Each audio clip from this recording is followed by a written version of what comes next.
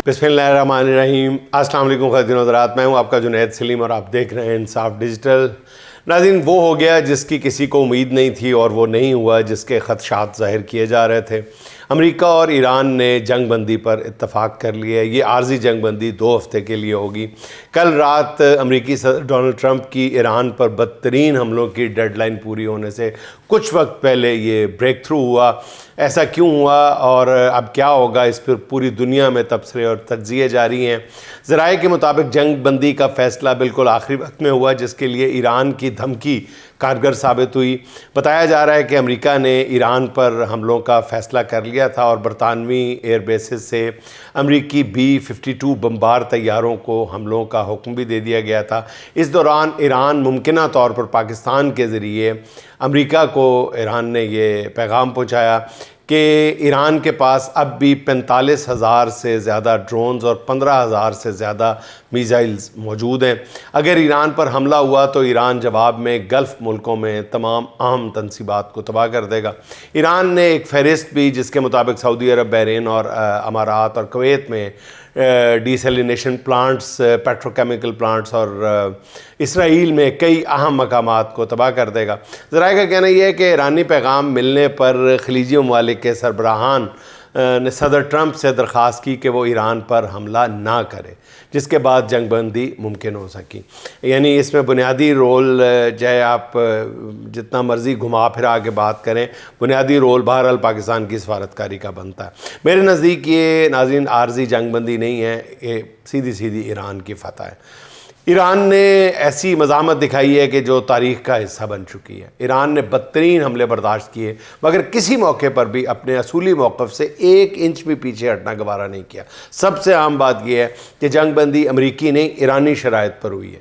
जंग बंदी करते हुए ये तस्लीम कर लिया गया है कि मुस्तकिल अमन के लिए होने वाले मुज़ाकरात ईरान के 10 नुकाती फ्रेमवर्क के मुताबिक होंगे। ये 10 नुकात ईरान का वो असूली मौक़िफ़ है जिस पर वो पहले रोज़ से डट के खड़ा है।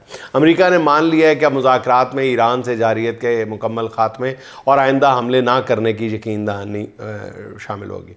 मुज़ाकरात में ईरान का आबनाए हुर्मुज़ पर हक़ भी तस्लीम करते हुए राहदारी फ्रेमवर्क बनाया जाएगा। फिर मुज़ाकरात में ईरान का यूरेनियम अफसूदगी का हक़ भी तस्लीम कर लिया जाएगा। ईरान पर तमाम बुनियादी, प्राइमरी और सेकेंडरी नौइयत की पाबंदियाँ जो हैं ख़त्म कर दी जाएंगी। सबसे अहम नुक्ता ये है कि मुज़ाकरात में ईरान को तावान जंग अदा करने पर बातचीत होगी। ईरान ने जंग बंदी कबूल करके ट्रंप और अमेरिका को एक तरह से फेस सेविंग का मौका दिया है।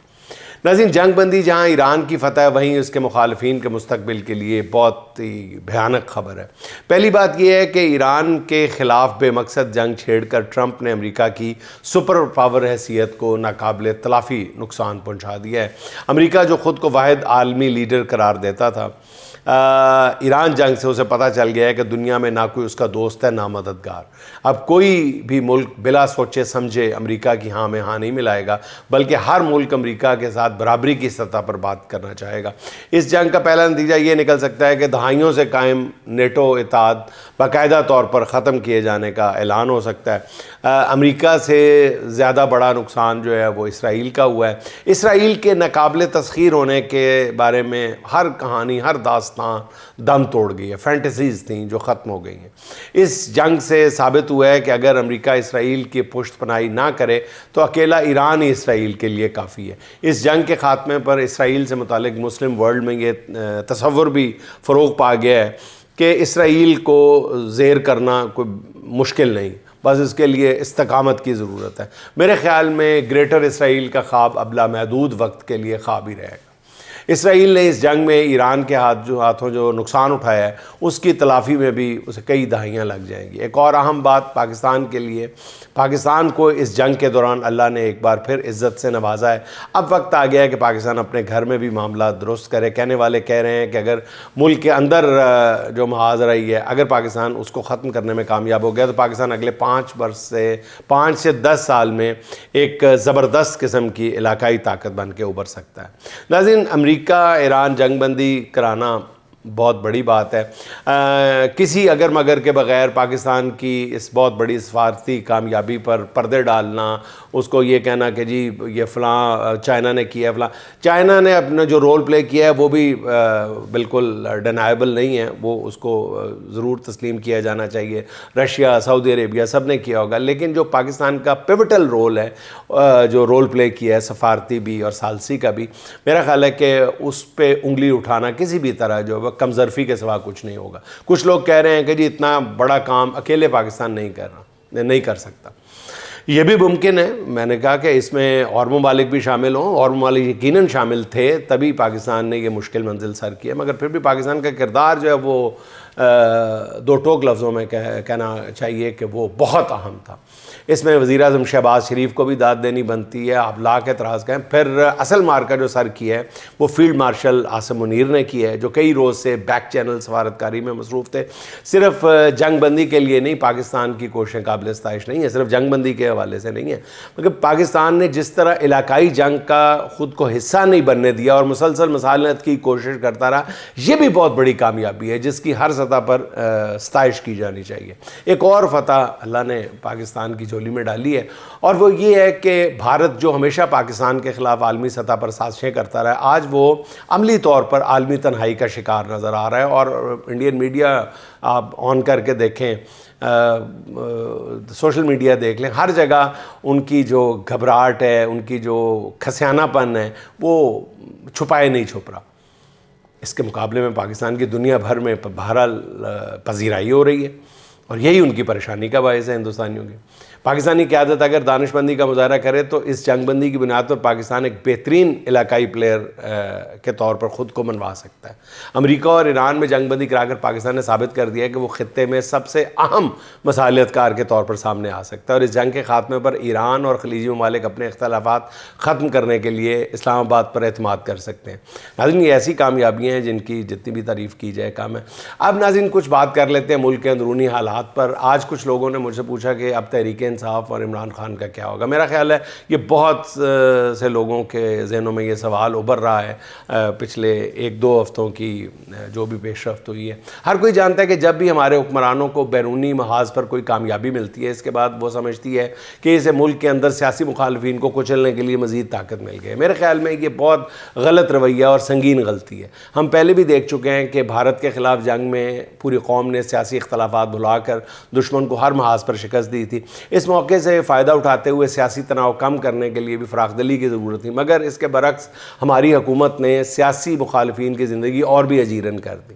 آج پھر موقع ملا ہے کہ حکومت پوری قوم کو سیاسی اختلافات سے بالا تر ہو کر یکجا کرے اور پی ٹی آئی کی جانب تعاون کا ہاتھ بڑھائے, سیاسی مقدمات ختم کر کے حقیقی جمہوری رویوں کو فروغ دے. دوسری طرف پی ٹی آئی کے لیے بھی کچھ چیزوں پر غور کی ضرورت ہے. پہلی بات یہ ہے کہ عمران خان نے اپنی استقامت ثابت کر دی ہے. جو لوگ کہتے تھے کہ یہ 2 دن جیل میں نہیں نکال پائے گا, عمران خان نے ایسے تمام حاسدین کو غلط ثابت کر دیا. حقیقت یہ ہے کہ پوری قوم مان چکی ہے کہ عمران خان اپنی بات پر ڈٹ جانے والا لیڈر ہے.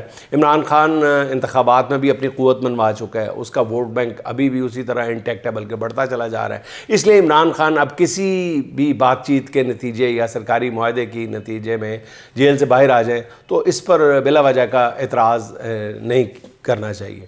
پھر بھی بہرحال ان کی حامیوں اور ان سے محبت کرنے والوں کی تعداد جو ہے وہ کم نہیں ہے. حکومت اور پس پردہ قوتیں یہی چاہیں گی کہ عمران خان ان سے بات کرے. اگر حکومت کے اندر کہیں ملک کو سیاسی اذہان سے نکالنے کی کوئی ذرا سی بھی خواہش موجود ہے تو اس کے لیے ضروری ہے کہ حکومت 2 قدم پیچھے ہٹے اور عمران خان اپنے موقف میں کچھ لچک پیدا کریں. یقین کریں یہ ہر کسی کے لیے ون ون سچویشن ہوگی اور اس سے کسی کا وقار کم نہیں ہوگا بلکہ ملک کا وقار بڑھے گا. اچھا ناظرین, معروف یوٹیوبر صدیق جان کے مطابق اسلام آباد میں اسٹیبلشمنٹ کی جانب سے پی ٹی آئی کے کچھ رہنماؤں سے رابطے کیے گئے ہیں اور ان سے کہا گیا ہے کہ وہ بامانی مذاکرات کے لیے تیار ہیں, کیونکہ عالمی منظرنامے کو مد نظر رکھتے ہوئے یہ کسی تحریک چلانے کا وقت نہیں ہے. اگر اس موقع پر کسی طرح کی بھی تحریک چلائی گئی تو بہت سخت بلکہ آہنی ہاتھوں سے نپٹا جائے گا. दूसरी तरफ मुज़ाकरात और मज़ाहमत के हवाले से PTI के अंदर भी मुकम्मल यकसुई नज़र नहीं आ रही। एक ग्रुप हमेशा से मुज़ाकरात का हामी है, मगर दूसरे ग्रुप का ख्याल है कि मज़ीद सख्तियों का पैगाम भी कोई नया नहीं है और वो इसके अलावा कुछ करेंगे भी नहीं।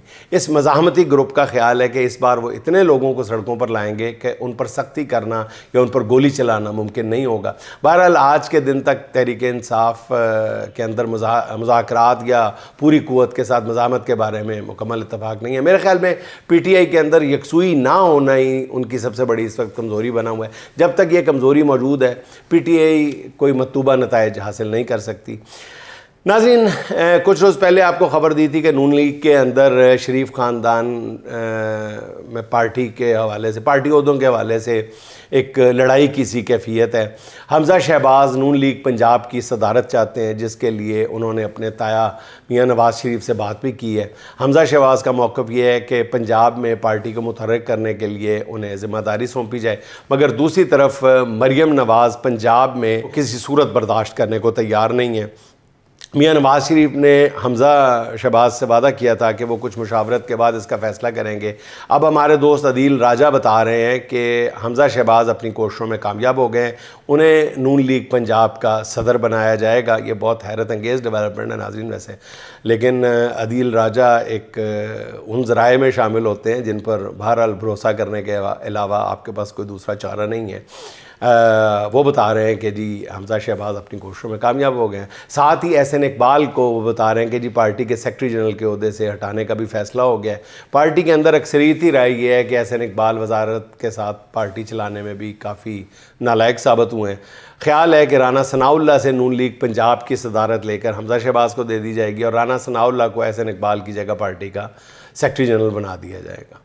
अच्छा नाज़रीन, बैरिस्टर सलमान सफदर की जेल में इमरान खान से मुलाकात हो गई है। बैरिस्टर सलमान सफदर ने मुलाकात के बाद मीडिया से गुफ्तगू नहीं की। अब इस गुफ्तगू में क्या फ़ैसले हुए हैं इसका अंदाज़ा कल कोर्ट में ही किया जा सकेगा, मगर हुकूमत ने इस्लामाबाद में कल और परसों के लिए आम तातील का ऐलान कर दिया, इसलिए कल अल-कादर ट्रस्ट केस की समाअत होना भी मुश्किल नज़र आ रहा है। कोट लखपत जेल में नाज़रीन कैद PTI रहनुमा एजाज़ चौधरी की सख्त अदालत की ख़बरें हैं, मगर इलाज की सहूलतों से महरूम रखा जा रहा है उनको। उनकी अहलिया सलमा एजाज़ ने आज अपील की है कि उनके शौहर को इंसानी बुनियादों पर इलाज की इजाज़त दी जाए। सलमा एजाज़ जो साबिक़ अमीर जमात इस्लामी मियां तुफ़ैल मरहूम की साहबजादी हैं, उन्होंने नहायत दर्दमंदी से अपील की है कि जेल में क़ैद तमाम रहनुमाओं को सेहत की सहूलतें दी जाए। उन्होंने कहा हम ये नहीं कहते कि उनकी सज़ाएँ माफ़ करें, सिर्फ़ ये अपील है कि सियासत पर इंसानियत को तरजीह दी जाए। सलमा एजाज़ ने कहा है कि उनके शौहर 3 साल से बेगुनाह जेल में कैद हैं और अदालत उनकी अपीलें भी नहीं सुन रही। उन्होंने कहा कि उनके शौहर को फ्री एंड फेयर ट्रायल का हक़ दिया जाए। सिर्फ एजाज़ चौधरी नहीं, डॉक्टर यास्मीन राशिद, शाह महमूद कुरैशी, मियां महमूद रशीद और उमर चीमा भी बेगुनाह जेल काट रहे हैं। सबको यकसा तौर पर इंसाफ के मौक़े दिए जाएँ। नाज़रीन, आखिर में असद अब्बास असद के चंद खूबसूरत अशार। निकल कर जिस्म से ऐसा बनेगा, निकल कर जिस्म से ऐसा बनेगा, लहू बहता हुआ दरिया बनेगा, बहा लेगा सब जालिमों को, ये दरिया इस कदर प्यासा बनेगा। तू मुझ पर जब्र करता है मुसल्लत, तू मुझ पर जब्र करता है मुसल्लत, तो फिर क्यों डर रहा है क्या बनेगा, तो फिर क्यों डर रहा है क्या बनेगा। दिखाई क्यों नहीं देता किसी को, दिखाई क्यों नहीं देता किसी को, ये आलम कब तलक अंधा बनेगा। कहा भी था कि अपनी हद में रहना, कहा भी था कि अपनी हद में रहना, असद तुझसे मेरा झगड़ा बनेगा, असद तुझसे मेरा झगड़ा बनेगा। नाज़रीन, खुश रहें, खुश रखें। आपसे मुलाकात होगी इंशाअल्लाह अगले व्लॉग में। अल्लाह हाफ़िज़।